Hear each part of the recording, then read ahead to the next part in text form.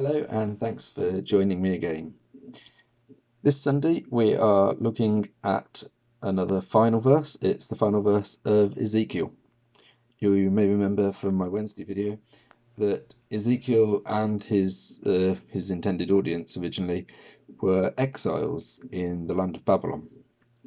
This is the final verse of Ezekiel. It's Ezekiel 48, verse 35.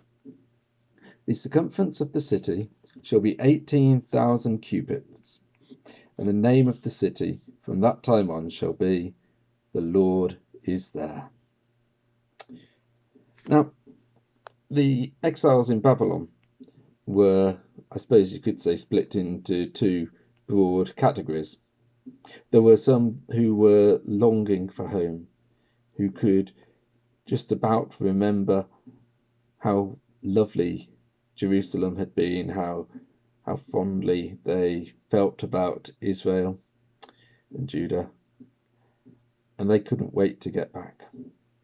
There were others who had settled where they were. They'd made lives for themselves. Maybe they got married, had children with Babylonian spouses, and they were happy there. They didn't particularly want to go home. In a way, it's not too dissimilar from how people are responding to the lockdown situation and the news that we might shortly be seeing a release of some of the lockdown restrictions. There are those who are desperate to get back to work, to be able to pay bills, to feed their families, to get back to life as normal. And there are others who are equally keen for the restrictions to remain in place and desperately don't want to have any remote possibility of there being a second wave of coronavirus.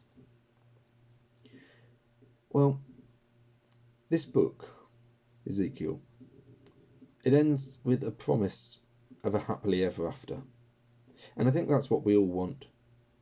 We all want a happily ever after. Whether we want it by going back to work or whether we want it by staying at home, we want a happily ever after. And here we have one.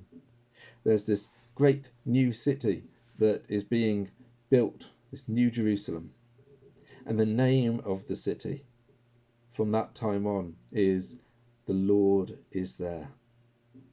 When we finally reach the end, God is there.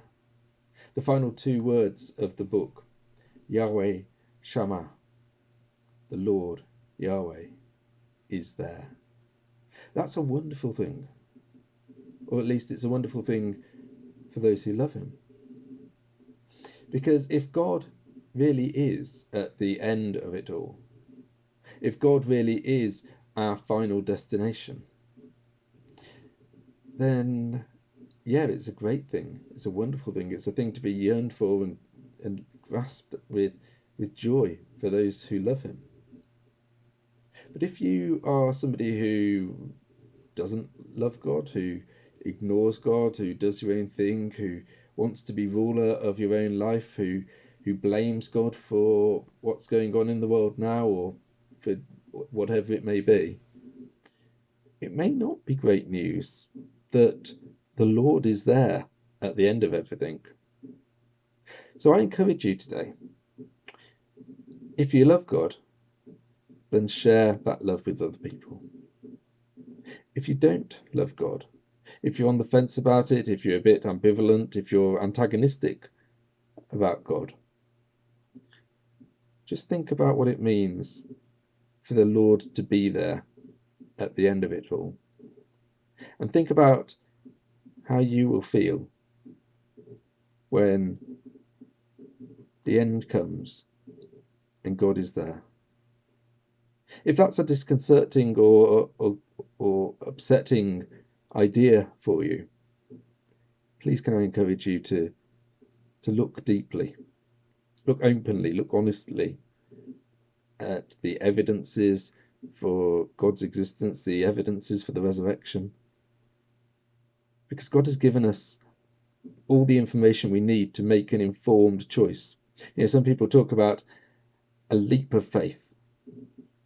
I think that with the amount of evidence that God has given us, especially for the resurrection, we only need to take a little baby step of faith. And faith is putting your trust in somebody. So put your trust in God. Put your trust in Jesus Christ. Because at the end of the day, it's him who is there. Well, look after yourselves, stay safe, and I will see you again on Wednesday.